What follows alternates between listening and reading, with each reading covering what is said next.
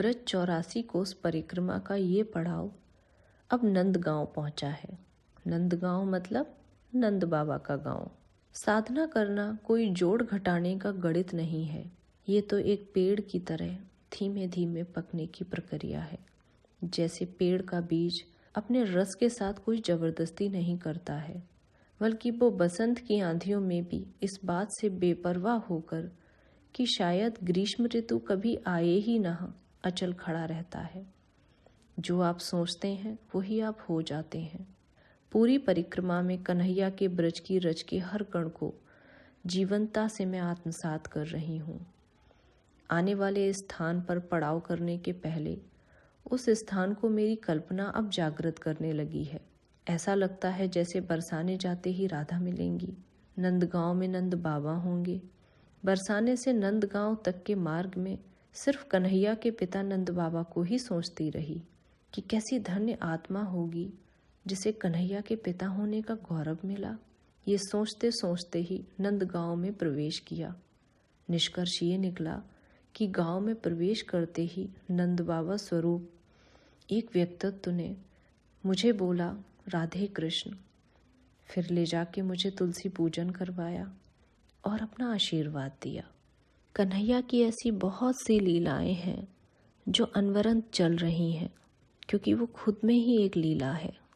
कुछ लीलाएं समझ आती हैं और कुछ नहीं। एक बार नंद बाबा ने और मैया ने कन्हैया को बोला कि हम 4 धाम दर्शन करना चाहते हैं। छलिया कन्हैया सबको लीला दिखाता था, सो उन्हें भी दिखा दी। उनसे बोले, 4 धाम दर्शन करने के लिए कहाँ जाओगे? अब बुढ़ापा आ गया है, तुम चल नहीं पाओगे, यहीं रहो ना। माता पिता कहाँ मानने वाले थे, वो हट कर बैठे और जब बहुत ज़्यादा मनमर्जी चलाने लगे तो कन्हैया को अपनी एक लीला दिखानी ही पड़ी। अंत में कन्हैया ने उन्हें बोला, तुम्हें कहीं जाने की आवश्यकता नहीं है, मैं ब्रज में ही 4 धाम बुला लूँगा।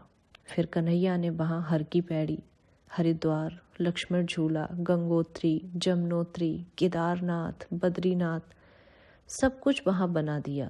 ये कहानी मुझे उस मार्ग में जाने के पहले बताई गई थी।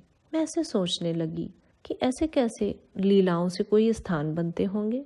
ज़रूर कुछ ना कुछ या तो छल रहा होगा या कथा सांकेतिक होगी। जैसे अभी भी कहीं ना कहीं मन में 10% कन्हैया को लेके अविश्वास था।